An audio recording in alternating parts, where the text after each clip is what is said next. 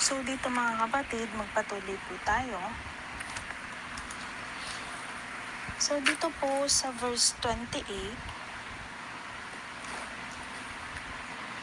yan, dito na po tayo sa verse 28 mga kapatid. Dito po,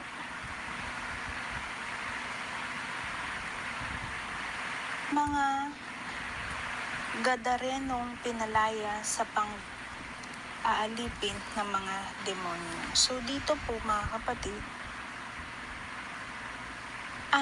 ito po muna pala tayo sa 20. Pasensya na po mga kapatid ha. Sa 20 po, dito po, ang paglilingkod kay Jesus. Nang makita ni Jesus sa mga tao sa kanyang paligid, inutos niya sa mga alagad na maghandang tumawid sa kabilang ibayo. Lumapit sa kanya ang isang tagapagturo ng kautusan at sinabing, "Guro, sasama po ako sa inyo, saan mang kayo pumunta." Ngunit sumagot si Jesus, "May mga lungga ang mga asong gubat at may mga pugad ang ibon, ngunit wala man lang matuluyan o mapagpahingahan ng anak ng tao." So, mga kapatid, dito po, ang asong gubat na sinasabi ay sumisimbolo ito sa mga taong naglilingkod sa simbahan.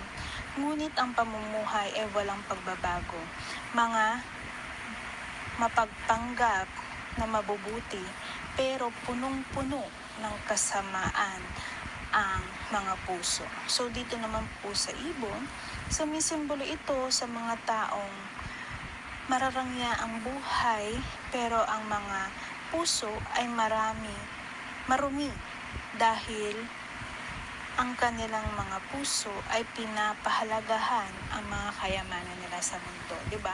Mas mahalaga sa kanila ang desire ng kanilang puso, mas mahalaga sa kanila ang desire ng kanilang flesh o laman kaysa sa pagmamahal o desire nila sa Panginoon, di ba? Ang kanilang Diyos ay ang mundong ito. Kung ano ang meron sa mundong ito ang kanilang pinapahalaga. So dito po,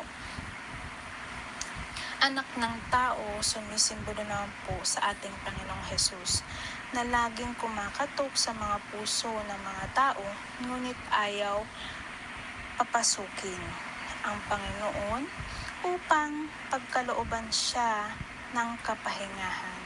Kaya mga kapatid, ang Panginoon kumakatok sa ating mga puso, ating papasukin upang baguhin ang ating pamumuhay at ibigay ang kapayapaan at kaligtasan na ating hinahangad. Kaya mga kapatid, sinasabi po dito, ang ating Panginoon ay kumakatok sa ating mga puso.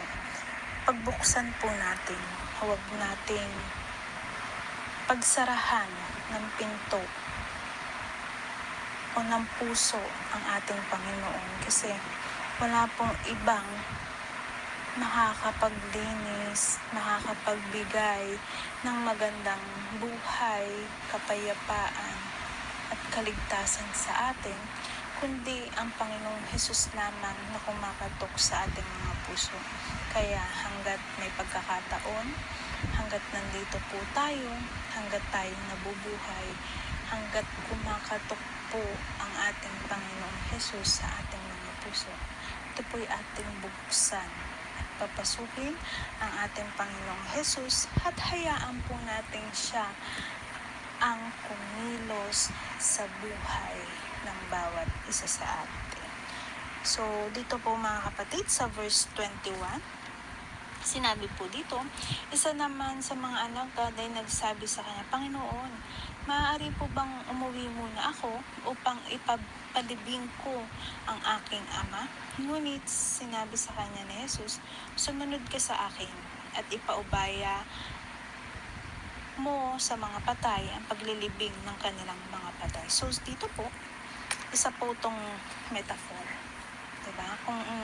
Kung babasahin lang natin at hindi uunawain, hindi po natin makukuha kung anong ninanais ng Panginoong Jesus na sabihin dito sa atin. So, dito po sinasabi ng Panginoon, unahin natin siya at sumunod sa Kanya. At sa Kanya lamang tayo magtitiwala, maglilingkod ng hindi mag-aalinlangan, diba? So, sabi pa po dito, mga kapatid, dito kapatid, sinasabi po ng ating Panginoon sa verse 22 na sinasabi niya sa atin na hayaan natin ang mga patay sa pananampalataya ang maglibing sa kanilang mga patay o kapwa patay sa pananampalataya, di ba? Hayaan natin yung mga taong patay sa pananampalataya ang maglibing sa patay na hindi sumampalataya sa Panginoon. Dito po sa Colossians 2:13,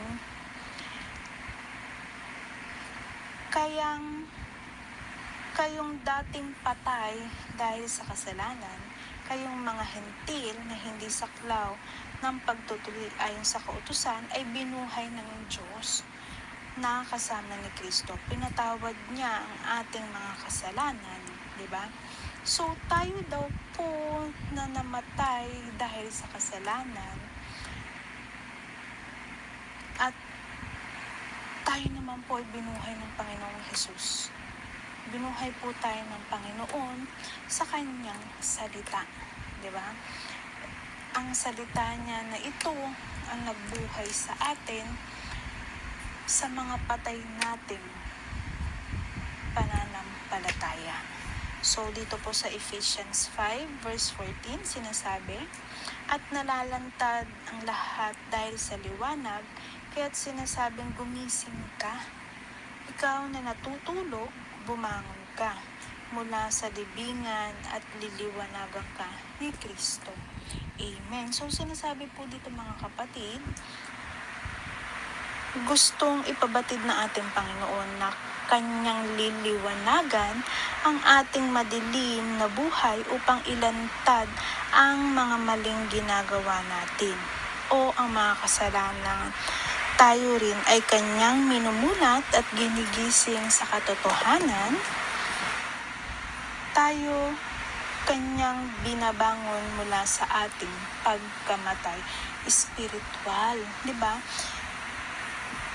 Nang makilala po natin ang Panginoong Hesus, dito na po niya sinisimulan na tayo gisingin, bangunin sa ating pagkamatay espiritual dahil sa mga naging kasalanan natin na naglilibing sa atin ng buhay. Diba nga?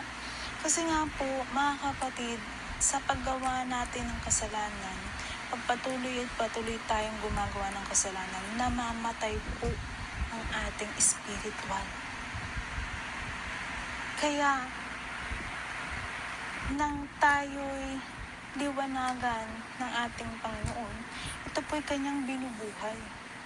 Ito'y Kanyang ginigising upang ang ating espiritual ay bumangon, magising sa katotohanan, sa katungkol sa kasamaan ng mundong ito na pinatay tayo. Balib ang Panginoon po ang bumuhay sa atin dahil sa Kanyang salita. Nalaman natin ang katotohanan sa kasinungalingan ng mundong ito. Minulat niya ang ating mga mata at ibinangon niya tayo sa ating mga kasalanan. Diba? Ang sabi po dito, huwag natin hayaang patayin ng kasalanan o kasamaan ng ating espiritual. Dahil ito ang ikakapahamak natin kung hindi natin hahanapin ang liwanag na makikita lamang natin sa ating Panginoong Hesus. Amen, di ba? Huwag po nating hayaan na tayo ay mamatay espiritual. Kaya, baguhin natin ang ating pamumuhay. Kaya hanggat naririnig natin ang salita ng Diyos, tayo po ay makinig at magbasa ng Kanyang salita at hanapin ang liwanag ng ating Panginoon upang tayo ay Kanyang gisingin espiritual. Kasi siya lamang po ang may kayang gumising sa ating espiritual. at magpapabago sa ating pamumuhay. Diba?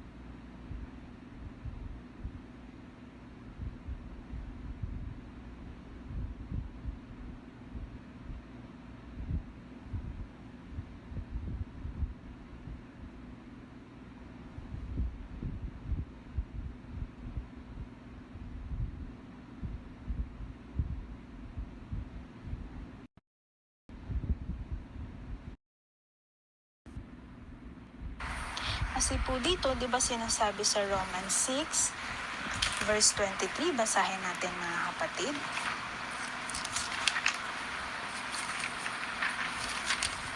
Wait lang po ha.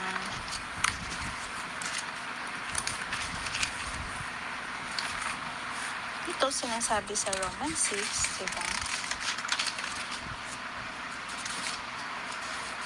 Ayan. Ito po sinasabi sa Romans 6, na sapagkat kamatayan ang kabayaran ng kasalanan, ngunit ang walang bayad na kalooban ng Diyos ay buhay na walang hanggan sa pamamagitan ni Kristo Jesus na ating Panginoon. Di ba? Ang ating mga pagkakasala ay kabayaran, ay kamatayan. Ngunit libre po ang pinagkakaloob ng ating Panginoon na kaligtasan na sa Kanya lamang natin makukuha. Diba? Kaya hanggat pinagkakalooban tayo mga kapatid ng ating Panginoon ng kaligtasan at kumakatok siya sa ating mga puso, papasukin at tanggapin ang kaligtasang ipinagkakaloob po sa atin ng Panginoong Jesus. Kaya magpatuloy po tayong mga kapatid. Dito po sa verse 23, pinatigil ni Jesus ang bagyo sa lawa. So dito, ang sabi po dito, sumakay si Jesus ng bangka kasama ang kanyang mga alagad. 24, habang sila'y naglalayag sa lawa, si Jesus ay natutulog. Biglang bumugso ang isang malakas na unos na halos matabunan ng mga alon ang bangka. Kaya naglapitan ng mga alagad si Jesus at ginising, Panginoon, iligtas ninyo kami, mamamatay kami. Sabi nila, ngunit sinabi niya sa kanila, bakit kayo natatakot? Napakaliit naman ng inyong pananampalataya. Bumangon siya at pinatikil ang hangin at ang mga alon at bumuti ang panahon. 27, namangha sila lahat at sinabing, ano kayang uri ng tao maging ang hangin at lawa ay sumusunod sa kanya. So mga kapatid, dito po mga kapatid, faith lang talaga pananampalataya lang talaga, tiwala lang talaga sa Panginoon ang kailangan, diba? At yun lang talaga ang gusto ng ating Panginoon, na ating patatagin ang pananampalataya upang sa anumang mga unos o problema o bagyo sa buhay natin ang dumating, imbes na matakot tayo, ang tangi nating gagawin, magdasal, manampalataya sa Diyos, napapahupain niya ang kalooban natin. Diba? Faith talaga Kasi kung tayo magkakaroon ng faith, pananampalataya, tiwala sa ating Panginoon, gaano pa karami yang unos na yang problema, bagyo, kalamidad ang dumating sa buhay natin, basta tayo nagtitiwala at alam natin hindi tayo pinababayaan ng Panginoon, hindi tayo dapat matakot, hindi tayo kailangan mangamba. Diba? Sa kahit anong mga problemang meron tayo, pagkatiwala lang lahat sa ating Panginoon sa pamamagitan ng matatag na pananampalataya. Sa ganun, lahat ng ito ay ating malalagpasan dahil ang Panginoon ang ating kasama, di ba? Kasi wala po talagang imposible sa ating Panginoon. Lahat posibleng mangyari. Kahit gabutil pa yan, kaliit pa yan, na problema, malaking problema, lahat yan may solusyon ng ating Panginoon. Kasi hindi tayo magkakaroon ng problema kung walang solusyon. At alam ng Panginoon na kaya nating lagpasan. Ang gusto lang niya tayo ay magtiwala at manampalataya sa Kanya na ito'y ating malalagpasan at kaya nating harapin na nakasama natin ang ating Panginoong Jesus. Amen. Kasi po dito, di ba sinasabi sa Romans 6, verse 23, basahin natin mga kapatid, na sapagkat kamatayan ang kabayaran ng kasalanan, ngunit ang walang bayad na kalooban ng Diyos ay buhay na walang hanggan sa pamamagitan ni Kristo Jesus na ating Panginoon. Di ba? Ang ating mga pagkakasala ay kabayaran, ay kamatayan. Ngunit libre po ang pinagkakaloob ng ating Panginoon na kaligtasan na sa Kanya lamang natin makukuha. Di ba? Kaya hanggat pinagkakalooban tayo mga kapatid ng ating Panginoon ng kaligtasan at kumakatok siya sa ating mga puso, papasukin at tanggapin ang kaligtasang ipinagkakaloob po sa atin ng Panginoong Jesus. Kaya magpatuloy po tayong mga kapatid. Dito po sa verse 23, pinatigil ni Jesus ang bagyo sa lawa. So dito, ang sabi po dito, sumakay si Jesus ng bangka kasama ang kanyang mga alagad. 24, habang sila'y naglalayag sa lawa, si Jesus ay natutulog. Biglang bumugso ang isang malakas na unos na halos matabunan ng mga alon ang bangka. Kaya naglapitan ng mga alagad si Jesus at ginising, Panginoon, iligtas ninyo kami, mamamatay kami. Sabi nila, ngunit sinabi niya sa kanila, bakit kayo natatakot? Napakaliit naman ng inyong pananampalataya. Bumangon siya at pinatikil ang hangin at ang mga alon at bumuti ang panahon. 27, namangha sila lahat at sinabing, ano kayang uri ng tao maging ang hangin at lawa ay sumusunod sa kanya. So mga kapatid, dito po mga kapatid, faith lang talaga pananampalataya lang talaga, tiwala lang talaga sa Panginoon ang kailangan, diba?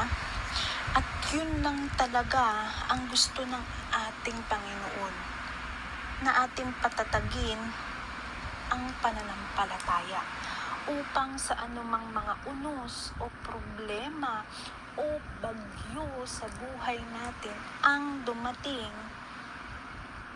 imbes na matakot tayo, ang tangi nating gagawin, magdasal, manampalataya sa Diyos, napapahupain niya ang kalooban natin.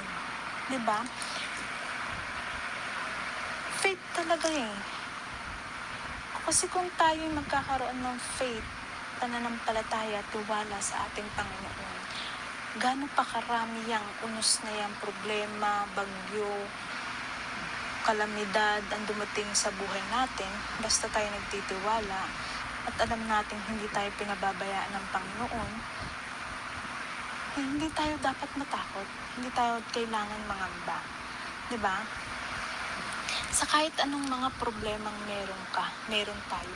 Pagkatiwala lang lahat sa ating Panginoon sa pamamagitan ng matatag na pananampalataya. Sa ganun, lahat ng ito ay ating malalagpasan dahil ang Panginoon ang ating kasama, di ba? Kasi wala po talagang imposible sa ating Panginoon. Lahat posibleng mangyari. Kahit gabutin pa yan, kaliit pa yan, na problema, malaking problema, lahat yan may solusyon ng ating Panginoon. Kasi hindi tayo magkakaroon ng problema kung walang solusyon. At alam ng Panginoon na kaya nating lagpasan. Ang gusto lang niya tayo ay magtiwala at manampalataya sa Kanya na ito'y ating malalagpasan at kaya nating harapin na nakasama natin ng ating Panginoong Jesus. Amen. So, magpatuloy po tayo mga kapatid. Dito po sa pinakalas na mga Gadarenong pinalaya sa pag-alipin ng mga demonyo.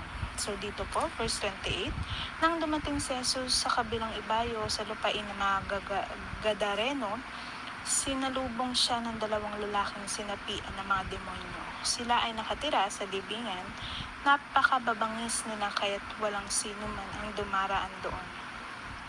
Biglang nagsisigaw ang 2 lalaki, "Ano ang pakialam mo sa amin, anak ng Diyos? Naparito ka ba upang pahirapan kami, kahit hindi pa panahon?" 30. Sa di kalayuan ay may malaking kawan ng mga baboy na nagsisiksikan. Nakiusap sa kanya mga demonyo, "Kung palalayasin mo kami, papasukin mo na kami sa mga baboy na iyon." Sinabi ni Jesus, "Sige, lumayas kayo." Lumabas nga sila sa 2 lalaki at pumasok sa mga baboy. At ang buong kawan ay biglang tumakbo papunta sa bangin, nahulog sa lawa at nalunod.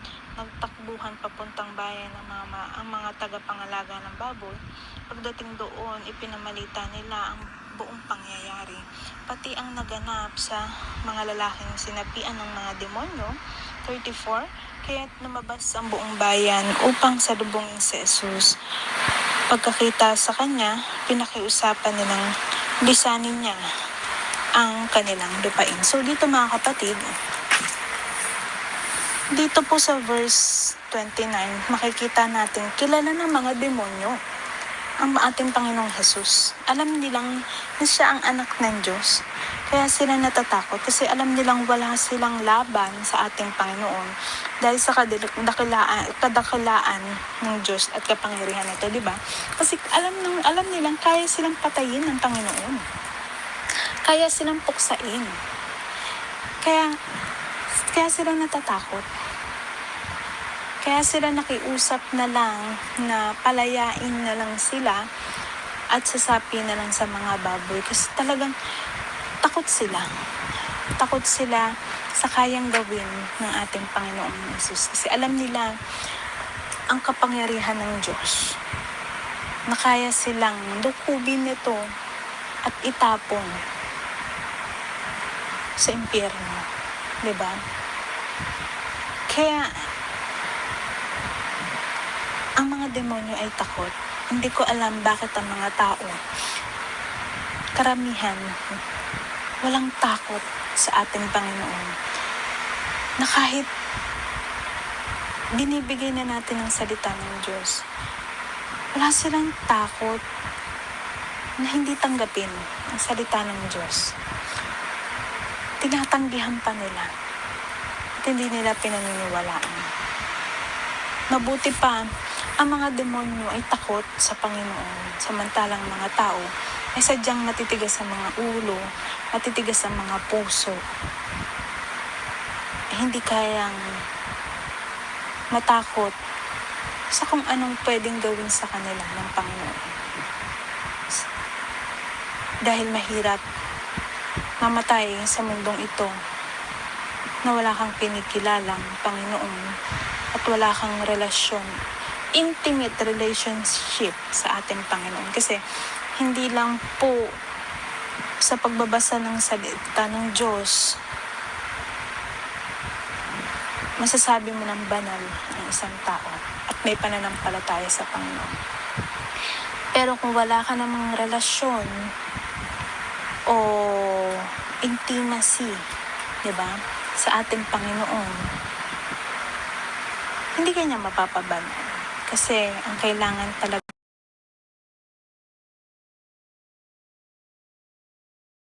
dito ay relasyon sa Panginoon. Ito ang pinakamahalaga. Ang relasyon mo sa Ama at relasyon ng Ama sa anak. Kaya hindi lang sapat na magbabasa lang tayo ng salita ng Diyos. Kailangan din natin na magkaroon ng matibay na relasyon sa ating Panginoon upang tayo kanyang gawing banal at pinababanal. Ayan, magpatuloy po tayo mga kapatid. Dito naman po sa verse 31, kahit ang mga demonyo nakikiusap sa Panginoong Jesus na huwag silang sasaktan, ganoon kalakas ang kakayanan ng Panginoon. Kaya dito mga kapatid, pinapakita sa atin ng Panginoon na huwag tayong matakot sa mga gagawin ng kaaway sa atin, kundi matakot tayo sa ating Panginoon na kayang kunin ang kahit na anong meron tayo. Di ba? Huwag tayong matakot sa kung anong gawin ng mga evil spirit, na mga hindi natin nakikitang mga kaaway, na mga demonyo, ng kahit ano, o even sa mga tao na may ginagawang kasamaan sa atin. Huwag po tayong matakot na kaya lamang ng pumatay ng katawan, hindi kayang pumatay ng kaluluwa. So, ang Panginoon, sa Kanya tayo matakot. Hindi tayo matatakot dahil kaya tayong patayin spiritual at ang ating katawan ng Panginoon. Kundi matakot tayo bilang respeto sa Kanya. Matatakot tayo kasi nandun yung respeto natin at pagmamahal natin sa Panginoon. Kaya't natin tinatanggap, minamahal ang ating Panginoon at tayo'y may takot sa Kanya. Kasi nga po, yung pagmamahal at respeto natin sa Kanya ay naroroon. Yun po ang dapat, mga kapatid. Dahil wala pong ibang gusto ang ating Panginoon, kundi ang respetuhin siya, mahalin siya. Kung ano yung pagmamahal na pinagkakaloob niya sa atin, ibalik natin sa Panginoon. Pagkaloob natin sa Panginoon ang pagmamahal na yun. Dahil siya lamang po ang makakapagbigay sa atin ng kaligtasan at ng pagmamahal na walang hanggan. Ayan mga kapatid, maraming salamat po mga kapatid sa hapon na ito. Yan lang po ang aking maisishare. Maraming salamat po. At muli, magandang hapon po. God bless you everyone. Thank you, mga Praise kapatid. Thank you, God. Lord. Wala na atang mag-share ate. May mag-share pa po ba mga kapatid? Open mic po kayo. Kung may share pa po kayo. Pag wala na ate, closing prayer na po. Ayan, closing Wala prayer na tayo closing mga prayer. kapatid. So, tayo po ay magpasalamat sa Panginoon sa lahat po ng ating na-receive ngayon, no? Sa kanyang salita, sa lahat mga natutunan natin, sa lahat po ng tumatak sa atin, mga kapatid. Nawa po ay ito yung magsilbing mag-umapaw pa po yung hunger and thirst nyo at yung excitement nyo sa kanyang salita. Yan po yun eh. Kami po ay naririto, naghahayag po ang Holy Spirit gamit ang aming dila. Hindi po kami ito. Bilang kayo ay malid po sa kanya. Hindi po malid sa amin as sa pakikinig na lamang kayo. Hindi. Ilililid po namin kayo sa kanya. Kayo po mismo yung magbasa. 'Di ba? Para meron kayong relasyon sa Panginoon, may encounter kayo sa Kanya, at mapapalakas niya kayo sa inyong pananampalataya. So tayo po yumuko at pumikit at manalangin. Pwede nyo rin pong itaas ang inyong mga kamay. Panginoong Diyos po naming makapangyarihan sa lahat.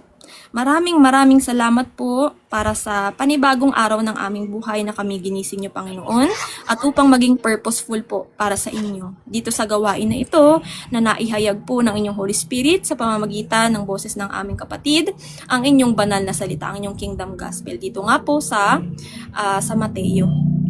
Lord, maraming salamat dahil hindi niyo po kami iniiwanan. Lagi kayong nandito kasama namin. Lagi niyo kaming pinupuspos sa lahat ng aming pangangailangan. Lagi niyo kaming sinasakluluhan. Lagi niyo pinapalakas ang aming mga loob, ang aming mga pananampalataya sa inyo, Panginoon. Maraming salamat, Panginoon. Lord God, pinupuri ka po namin, Panginoon, dahil nag-iisa ka lamang. Wala ka pong katulad. Kapag wala po kami sa inyo, kami po ay patay at wala kaming magagawa, Panginoon. Kaya nawa po, itatak niyo po sa isip, puso, at kaluluwa ng bawat isang nakakapakinig na apart from you, Lord, we can do nothing. Kapag hindi po kami naka-abide sa inyo, tulad nga po sa inyong salita, sa John chapter 15, Panginoon, na kapag kami ay naka-abide sa inyo, kayo po ay nananatiling naka-abide din po sa amin. Lord God, tuntunin niyo pa po yung mga tao na nananatili pa rin po sa kasinungalingan na pinuput ng kaaway sa kanilang mga isipan. Nananatili na sa kapahamakan ng kanilang buhay, nananatili na yun at yun pa rin, mga tradisyon, mga utos ng tao at tao ang kinakatakutan nila imbis na kayo po na Diyos. Lord God, encounter them, touch their hearts. I speak Jesus into their hearts, na mapalambot nyo din po ang kanilang puso, at kung will nyo lamang, Panginoon, ay sila po ay maidagdag dito sa inyong kaharian, sa inyong kawan, kung saan, Panginoon, ay lahat po ay pinupuspos nyo, Panginoon. Kaligtasan, pagmamahal, contentment, joy, provision, protection, lahat ng spiritual blessings, physical blessings, lahat provide nyo, Panginoon. Kayo po ang aming hari. Hindi na po kami kailangan mag-alala pa. Tanging kagustuhan nyo lamang sa amin ay kami ay mag-abide sa inyo. I-surrender namin ang aming buhay, ang aming puso, ang buong kami sa inyo, Panginoon. Maraming salamat, Panginoon. Di ko na po hahabaan ang panalangin na ito. Humingi po kami ng kapatawaran at linisin niyo po kami sa lahat ng kailangan linisin pa sa amin. Kami ay i-fix niyo, Panginoon, sa lahat ng kailangan i-fix sa amin. Idisiplina niyo po kami, Panginoon. Hatakin niyo pabalik yung mga nawawala na ng pananampalataya. Papunta po mulit-muli sa inyo, Panginoon. Na lagi niyong ipapaalala na kapag kami ay hiwalay sa inyo, kami po ay talagang patay. Wala kaming magagawa. Lord God, maraming salamat po. Tinataas ko na po sa inyo ang lahat ng papuri, pagpupugay, pasasalamat, at lahat po ng mga nakakahadlang pa sa lahat ng mga wala pa sa inyong kawan, lahat ng nakakahadlang sa kanila upang isik kayo, ay pinapalayas ko po sa inyong pangalan. Lahat ng mga gawain ng kaaway sa aming buhay, lahat ng mga demonic entities, lahat ng mga pinuput nila, lahat po yan ay wala na pong bisa. Kinakancel ko na po yan sa pangalan niyo, aming Panginoong Hesukristo. For yours is the kingdom, the power, and the glory forever and ever. In the mighty name of the Lord Jesus Christ, that's the Father, the Son, the Holy Spirit, one God. Amen. Shalom, everyone! Shalom, everyone! Shalom! Kita-kita po tayo muli sa Friday, if God's will. Friday po muli. Shalom, Shalom. everyone.